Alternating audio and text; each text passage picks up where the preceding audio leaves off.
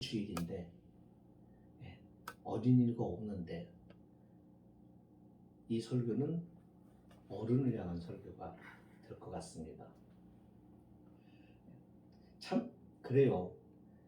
어린이날이 있다 하는 것은 늘 어린이들을 이렇게 어린이들이 어떠한 존재고 또 이 어린이들을 우리가 어떻게 대하고 또 어떻게 지도하고 키우고 하는 부분들을 사실은 우리가 매일 생각하면서 그렇게 살지 못해요. 바쁘다 보니까 또 우리가 그렇게 여유가 있지를 못하다 보니까 그러니까 이날만큼은 좀 아이들 편에서 좀 생각도 하고 아이들을 위해서 또 못해준 것도 하고 좀 그렇게라도 해보자 해서 어린이날을 만들었잖아요. 어버이날도 마찬가지고. 그러니까 교회도 그렇습니다. 사실은 이 날이 있다고 하는 것이 또 어떤 면에서는 좋은 의미도 있지만 어떤 면에서 보면은 우리가 너무 못하고 살아가는구나 하는 것을 생각하게 됩니다. 그러니까 이 어린이날은 사실은 설교가 우리 어른들을 향한 설교가 될 수밖에 없더라고요. 그러니까 아이들은 문제가 아니라 어른들의 문제가 많기 때문에 그래요.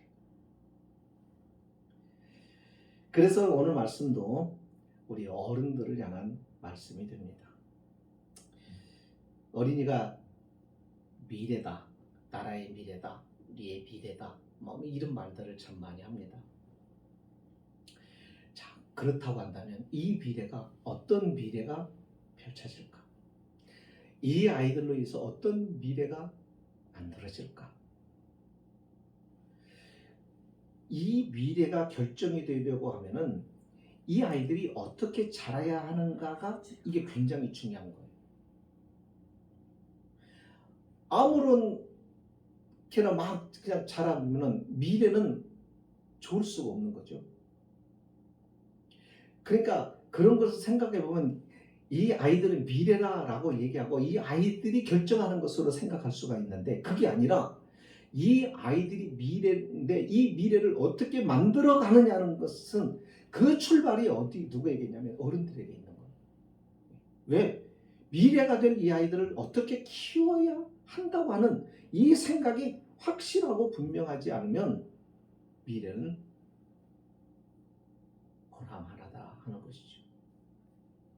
그러니까 어떻게 보면 아이들의 문제보다는 어른의 문제이기도 합니다. 오늘 말씀에 하나님께서 이런 말씀을 주십니다. 이 말씀은 어른들에게 주신 말씀입니다. 아이들을 가르치라고 말합니다. 부모에게 권위를 주신 것은 바로 제대로 가르치도록 하기 위해서 권위를 주신 거예요. 아이들을 바르게 양육할 수 있도록 그 권위를 실어주신 거예요.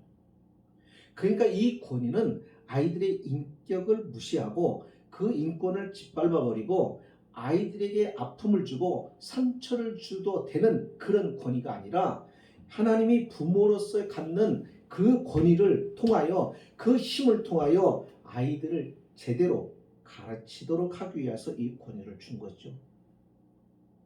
그러면 무엇을 가르치느냐? 오늘 말씀에 마땅히 행할 길을 가르치라 라고 말씀합니다. 마땅히 행할 길, 다시 말하면 이걸 좀 생각해 보면 이거예요.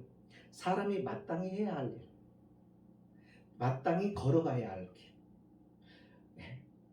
그러니까 쉽게 말하면 기본기. 사람으로 태어나서 사람다움과 더불어 사람답게 살아가고 하나님이 보내신 사람으로서 그분의 온전하신 목적과 뜻을 이루기 위한 기본. 이 기본이 가르쳐져야 돼요.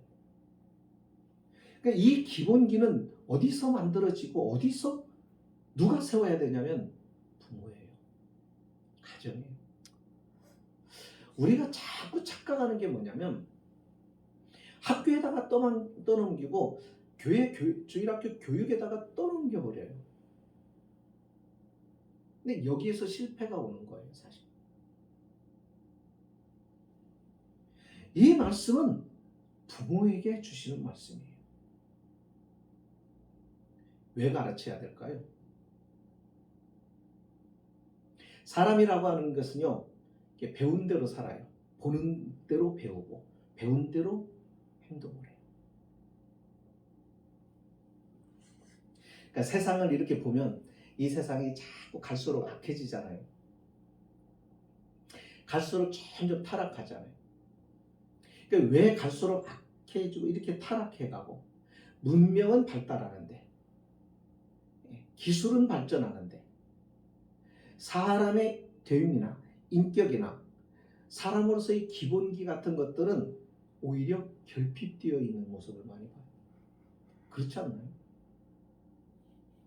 옛날의 경우에는 사람들이 참 못 배웠어요. 그러니까 배움이 적었어요. 그런데도 뭘 알았냐면 자기 주제를 참 잘 알기도 하고, 그리고 다른 사람에 대한 이해도 많고, 배려할 줄도 알고, 그러면서 함께 살아가고, 그래서 양보도 하고 나누기도 하고, 참 이런 것들이 자연스러웠습니다. 그래서 이웃이 된다는 것이 기뻤고, 이웃으로 산다는 것이 참 행복했는데, 어떻게 세상에 편리함이 생기고 더 문명이 발달하고 좋은 것들이 많은 혜택을 누리면서 살아가는데도 우리는 인간성이라고 하는 이것들이 결핍되어 가는 것을 봅니다. 솔직히 우리가 이웃으로 옆에 두고 살아가는 사람이 다 벽으로 단절이 되었고 차단이 되었고 굳게 잠긴 문, 재산이 많아서 그렇게 굳게 잠긴 거잖아요. 도덕들 때문에. 그죠? 강도들 때문에 문을 굳게 잠 거잖아요. 옛날에 우리 어렸을 때만 해도 다 열어놓고 살았던 것 같아요. 문에 잠그는 게 어디 있어요? 대문도 활짝 열어놓고, 방문도 활짝 열어놓고, 불러도 대답 없으면은 동네 가서 친구 집에 가서 방에까지 들어가고 보는 거야. 있는 거 없는 거. 참 그랬던 시절도 있었어.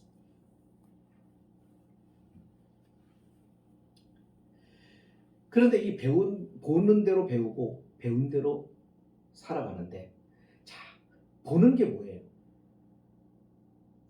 인간은, 그러니까 아이들이 이렇게 보는 게 뭐냐면 어른들의 모습이 온전한 모습들보다는 온전하지 않은 모습들, 선한 모습보다는 악한 모습들을 많이 봅니다. 그러니까 이게 참 중요해요. 우리가 바로 선다는 것이 아이들에게 얼마나 큰 영향을 주는지는. 그러니까 목사가 참 바로 서야 되는 것 같아요. 그래야 성도들에게 그 막대한 영향을 주는 것 같아요. 그러니까 앞에 있다고 하는 것, 영적으로도 어른이라고 하는 것, 아니면 육신적으로도 어른이라고 하는 것, 앞서 행동한다고 하는 것, 또 먼저 태어났다고 하는 것, 형이라고 하는 것, 부모라고 하는 역할, 선생이 되었다고 하는 이것이 단순히 나를 위한 것이 아니라 다른 사람을 위한 직책이기도 하고, 다른 사람의 영향에 대해서 자신이 책임을 져야 된다고 하는 그런 의미이기도 하죠. 그래서 세상이 자꾸 날로 악해지고 타락하는 것은 아이들이 태어나면서 보는 것이 악한 것들을 많이 보기 때문에 그 영향을 받는 거예요. 그러니까 세상은 갈수록 점점 타락해져 갑니다. 사람에게는 의로운 것들이 없으니까요. 자기를 통제하기보다는 요즘에는요, 자신의 자유와 그리고 자신의 개성을 드러내는 것을 좋아해요. 근데 자유와 개성이 악영향을 끼치는데 문제가 있는 거죠.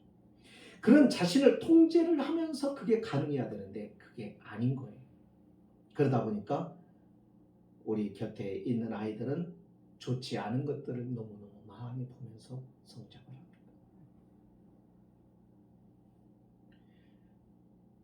마땅히 행할 기본기는 그렇다면 무엇일까?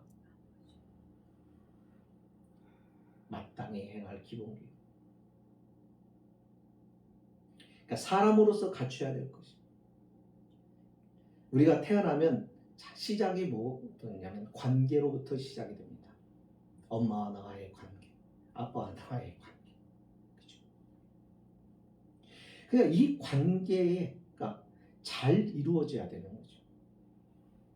이 관계를 어떻게 맺느냐, 이 관계를 어떻게 갖고 살아가느냐, 자, 이런 것들이 기본이 잘 되어 있어야 되는데, 그게 뭐냐면 그 기본이 익숙해져야 된다는 거예요. 기본이 세워져야 된다는 거예요. 이 건물이 세워지려고 해도 가장 중요한 게 뭐냐면 기초고, 그 기초가 단단하지 한 후에는 그 다음에 이 건물의 크기나 어떤 크기에 따라서 뭐가 맞춰져야 되냐면 이 건물을 지탱할 수 있는 뼈대를 어떻게 세우느냐가 굉장히 중요해요. 견고한 기둥이 세워지지 않으면 위험한 거거든요. 많은 사람이 죽는 겁니다.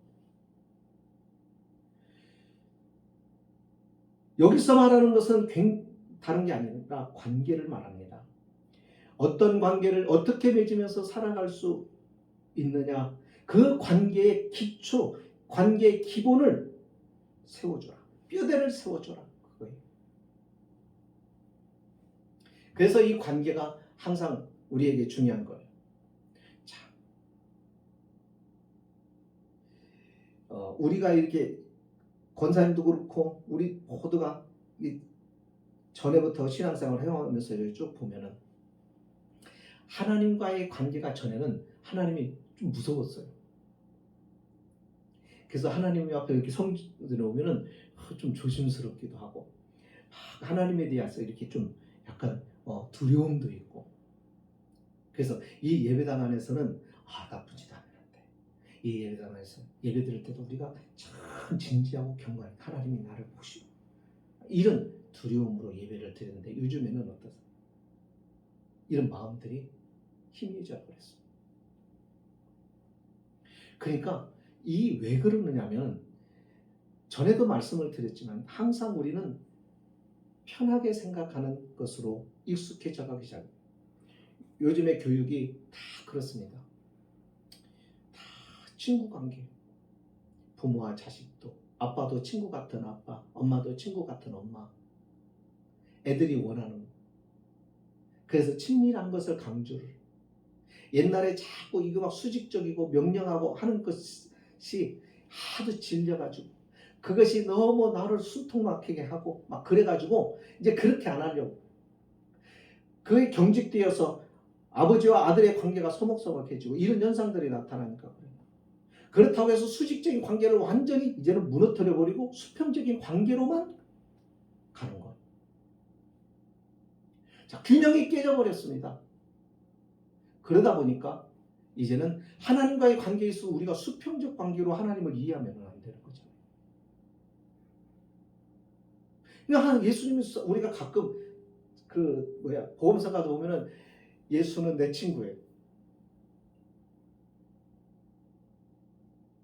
친밀하다는 점에 있어서 주님은 나하고 친근하다는 점에 있어서 친구 같은 면이 없지 않아요. 있어요. 그렇지만 그것을 완전히 오해해서 친구가 되어버린 거예요. 그러니까 주님이 친구가 되니까 경배의 대상이 아닌 거예요. 그 친구는 나를 도와줘야 되는 거예요. 그 친구는 나를 사랑해줘야 되는 거예요. 내가 그 친구에 대해서 어떻게 하든 그 친구는 나를 위해줘야 돼. 그게 친구인 거예요.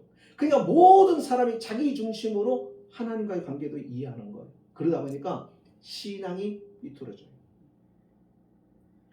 부모를 공경하라고 하는 말씀은 수직적인 관계를 말하는 거예요. 부모에게 권위를 쥐어서 내가 부모를 공경해야 된다 했을 때 그 공경은 뭐냐면 부모를 하나님처럼 귀하게 여기고 존경하고 올려보고 그렇게 하라는 말이거든요. 왜? 그래야 하나님의 말씀을 어려서부터 부모를 통해서 받을 때 그것을 받아들이고 용납하고, 그래서 어떻게 부모님을 두려워하는 마음처럼 부모님을 공경하는 마음처럼 거기서부터 배워서 하나님을 공경하는 것이 어떤 의미인지, 어떤 감정인지, 어떤 느낌인지 이것을 배워가게 하려는 것입니다. 그게 없어져 버려요. 그 기본이 안 되면 결국 우리의 신앙은 무너집니다. 가르침의 내용을 보면은 이거예요. 늙어도 떠나지 않아야 하는 것. 이게 마땅히 행할 길이에요. 늙어도 떠나면 안 되는 거예요. 끝까지 가야 하는 길, 끝까지 가야 하는 것. 그게 뭐냐면 마땅히 행할 길, 원칙과 기준을 세워줘라. 요즘에는 절대라고 하는 말을 안 씁니다. 싫어합니다. 절대자. 우리는 오직 예수 그리스도만 절대적으로 순종해야, 예수 그리스도만 절대적으로 믿어야 천국 가는 거예요. 그죠? 근데 요즘에는 절대를 원하죠. 왜 니네만? 왜 예수만? 왜 꼭 그렇게? 그 너무 편협한 거 아니야?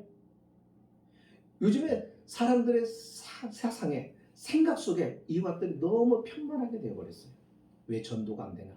왜 예수 믿는 사람, 특히 젊은이들에게 이게 안 먹혀 들어가느냐?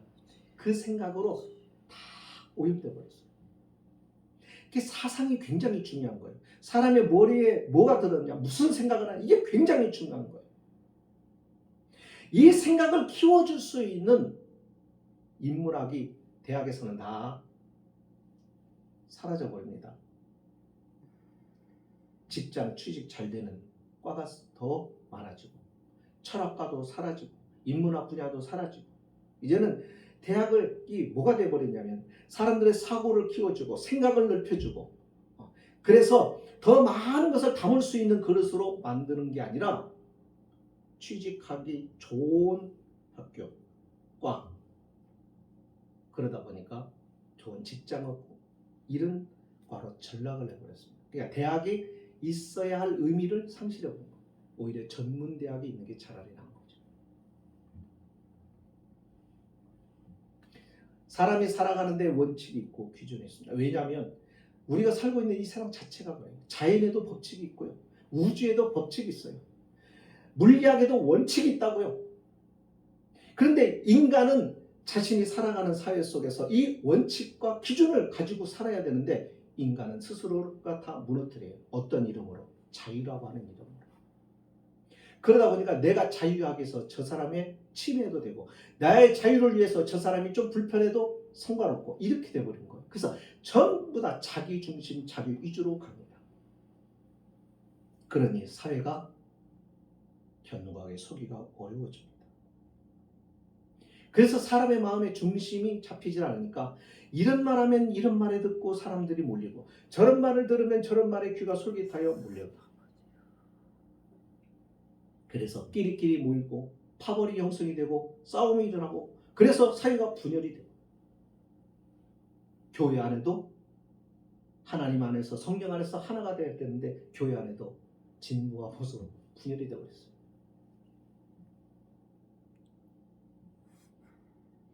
오늘날 성도들이 교회를 다니는데 성도들이 하나님의 말씀에 대하여 무지합니다. 무식해요. 그러니까 이단들이 활개를 치고 다녀요. 마땅히 행할 길을 가르치지 않은 거예요.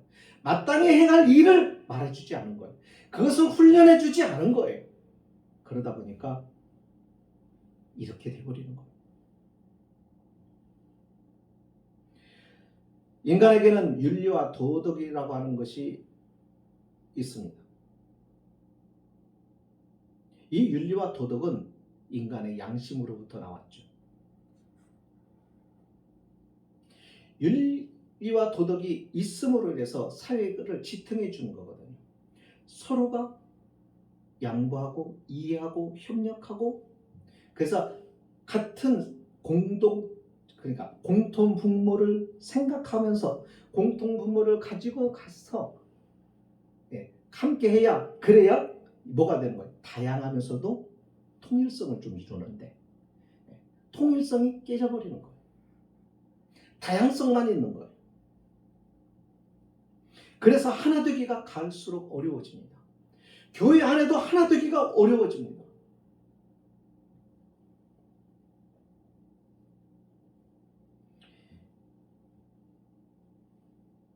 인간의 윤리와 도덕이 요즘에는 무너져 갑니다. 그 이유가 양심에서 온데 이 양심 또한 오염됐기 때문이죠. 어떤 사람은 양심은 신의 음성이라고 말해요. 그런데 그 양심이 오염되어 버렸어요. 그러다 보니까 원칙, 기준이 와해되어 버린 거예요. 자, 그럼 이 원칙, 기준이 우리에게 바로 다시 세워지려고 하면 어떻게 되나요? 그래서 신앙이 있는 거예요. 이 신앙을 통해서 양심을 만드신 하나님 앞에 우리의 오염되어 있는 이 양심이, 우리의 부패된 이 양심이 재부팅되는 거예요.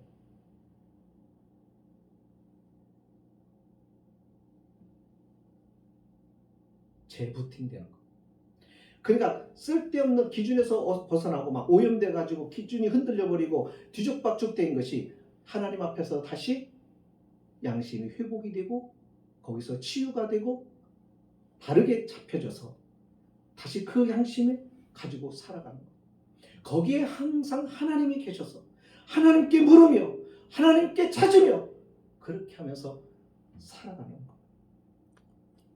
이게 바로 마땅히 행할 길입니다. 아이들에게 그걸 가르치라고. 성경은 인간이 마땅히 행할 길을 제시합니다. 성경은 인생의 항해를 위해 필요한 지도와도 같아요. 내가 어디서 왔고 어디로 가며 그러므로 내가 어떻게 살아야 할 것을 분명하게 말씀을 해주고 그려줍니다. 그래서 이 성경의 지도를 보고 우리의 인생의 항해를 하다 보면 내가 지금 어느 지점에 어느 위치에 어느 수준에 와 있는가를 자신을 돌아보면서 살아가요. 그래서 내게 이런 부분들이 부족하구나 할 때 하나님 걸 찾고 이와 같은 분에 넘치는 은혜가 입혀질 때 그 은혜를 베풀어 주신 것이 분에 넘치는 사랑이라는 것을 알고 그 사랑을 베풀어 주신 하나님을 찬송하면서 그렇게 살아갑니다.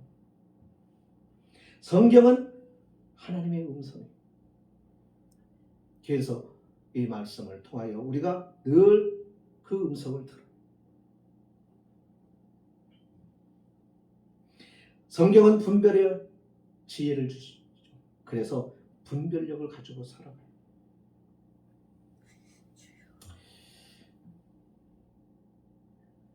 이게 안 되는 거예요. 이게.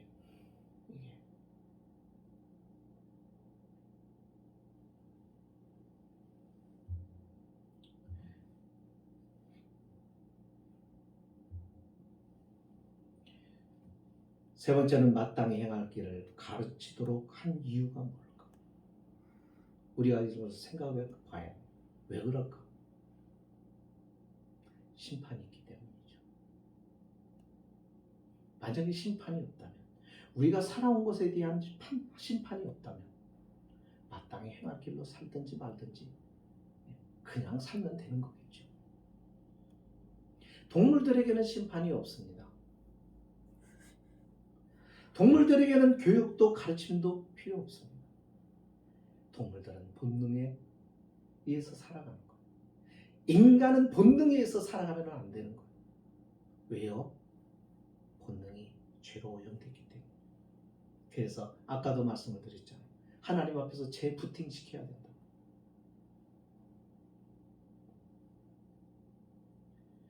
삶에 대한 성적표를 가지고 우리는 하나님 앞에 섭니다. 우리가 반드시 기억할 것은요, 가르친다는 이 말 속에는요, 교훈한다, 지식을 가르치는 것만 있는 게 아니에요. 본을 보임으로 가르친다는 의미가 있어요. 그래서 부모는 본을 보여야 돼요. 우리 자기가 이렇다 저렇다 이런 본을 보여도 자녀들이 이 본에 온전히 따라온다는 보장이 없어요. 그만큼 사회에 영향을 많이 받아요. 그런데 본을 보이는 것조차도 없으면 우리 아이들은 내팽개치는 것과 마찬가지예요. 우리 잘 알잖아요. 사무엘의 아들이 타락하죠. 사무엘이 얼마나 경건하게 살았어요. 사무엘과 같이 완전하게 하나님 앞에 온전하게 산 사람들이 별로 없을 거예요. 그런데도 불구하고 그의 아들이 타락을 합니다. 여기서 우리가 깨달아야 되는 거예요. 아, 그러니까 온전히 살아도 본을 보여도 뭐 타락하는데 뭐 이게 아니에요. 책임이. 그러니까 하나님께서 사무엘에게는 책임을 안 물으세요. 그가 온전히 본을 보였는데도 불구하고 자식이 타락하니까 하나님이 그 책임을 사무엘에게는 안 물어요. 그러나 엘리 제사장은 어때요? 홈리와 비나스 그 두 아들이 타락했기 때문에 하나님 그 책임을 엘리에게도 물어요. 왜요? 이유가 뭘까요? 본을 안 보였단 말이에요.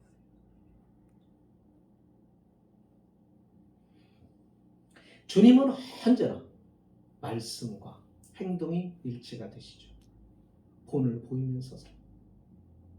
그래서 우리는 그와 같이 주님을 바라보면서 우리 부모가 주님과 같이 본을 보일 수 있도록 주님을 닮아가는 일에 힘써야 됩니다. 그러니까 우리의 미래 아이들이 미래가 어떻게 결정되는 것은 사실은 그 아이들보다도 오늘 사는 그 아이들 앞에서 본을 보여야 하는 부모들이서부터 시작이 되는 겁니다.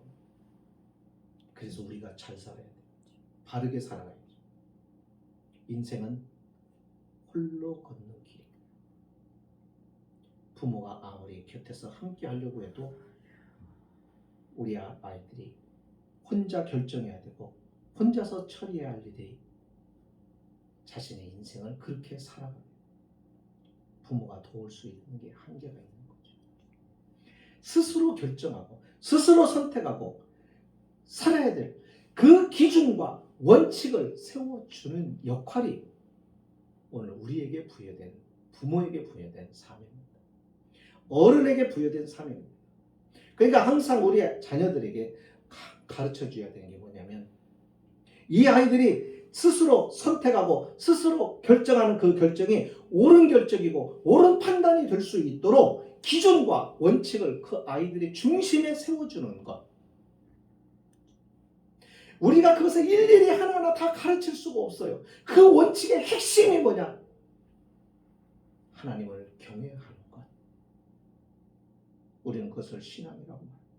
하나님을 경외하는 것을 가르치고 하나님을 경외할 수 있도록 우리에게 주신 말씀을 통하여 우리가 기도하면서 함께 엎드리면서 그렇게 가르치다 보면 아이들은 그 지식의 교훈을 받고 또 그 하나님의 말씀 앞에서 자신의 부모들이 어떻게 무릎 꿇고 하나님 앞에 어떻게 기도하며 살아가는가를 볼 때 비로소 아이들은 나도 어렵고 힘든 일이 있을 때 저렇게 해야지 라는 생각을 하고 그것이 자연스럽게 하나님을 찾게 되는 것이죠. 그래서 스스로 자립할 수 있게 하는 것입니다. 우리 어머님 숨이 먹고 돌아가시는 순간을 제가 이렇게 옆에서 지켜보면서 딱 그거였어요. 우리 어머니를 위해서 이제 그때 기도를 하는데 이제 어머니 귀에다 대고 이제 같이 들으라고 그러면서 이제 하나님을 기도. 그래서 하나님 우리 어머니 영혼을 부탁합니다. 하나님 인도해 주세요. 그렇게 기도하면서 딱 느끼는 순간이 아무리 가까운 사람이라도 여기까지가 내가 우리 어머니하고 함께 할 수 있는 끝이구나. 그런데요, 우리 주님은 이 죽음의 문을 넘어서까지 함께 가시는 거예요. 끝까지 함께 가시는 거예요. 인생의 시작부터 마지막 끝 영원한 세계까지 영원히 같이 할 수 있는 분은 주님밖에 없더라고요. 그러니까 주님께 묶어줘야 되는 거예요. 내가 다 해줄 수 있는 것처럼 내가 책임질 수 있다고 생각하고 자녀들을 끝까지 붙잡고 있는 건 어리석은 짓이에요. 그렇다고 이 아이들이 바로 세워지는 게 아니에요. 하나님의 진리의 말씀에 붙들어 매어야 돼요. 근데 이것은 억지로 되지 않아요. 말씀을 마칩니다. 지금까지 우리는 무엇을 가르쳤고 어떻게 보여줬습니까? 말만 하지 않았는지, 교훈만 말하지 않았는지, 훈계만 늘어놓지 않았는지, 본이 되지는 못한 삶은 살지 않았는가. 훈계만 하고 본이 되지 못하면 나 같은 인생 되어버립니다. 나보다 훨씬 성숙하고 나보다 훨씬 인격이 아름다운 자로 키워야 되는데, 아니 나보다 나 같은 자가 아니라 나 같은 위선자를 만들 수가 있는 것이죠. 그것을 생각해야 돼요. 부모는 자녀에게 가장 좋은 것을 주고 싶어요. 그래서 가장 좋은 것을 줄 수 있는 자리에 있어요. 그런데 때로는 가장 나쁜 것을 자녀에게 주고, 그게 부모예요. 그래서 부모 또한 하나님의 인도하심을 구해야 됩니다. 하나님 앞에 엎드려 하나님의 인도하심을 간구하면서 자녀를 키워야 되죠. 경건으로 키워야 돼요. 이것을 아이들이 보는 겁니다. 그래서 자신도 자신의 자녀들을 키울 때 자신의 부족을 하나님 앞에 맡기고 하나님을 의지하면서 하나님과 함께 자녀를 키워가는 것이에요. 그럴 때 그 아이, 그 사람이 일생을 같이 가요. 부모가 되어서도 그렇게 살아가는 거예요. 하나님과 함께 살아가는 법을 가르쳐주는 거예요. 우리가 그런 것을 신이 본을 보여줄 때 아이는 우리를 보고 배우며 자라게 되는 것입니다. 신앙은 그런 겁니다. 직접 보고 배우도록 하는 것이죠. 항상 우리가 이와 같은 마음의 책임을 가지고 우리가 믿음 생활하고 또 우리의 삶을 살아가고 자녀를 키우고, 그것이 우리의 모습이어야 합니다. 하나님은 그걸 원하시죠. 여기 내 자녀를 마땅히 행할 길을 아이에게 가르치라고 한 것은 그겁니다.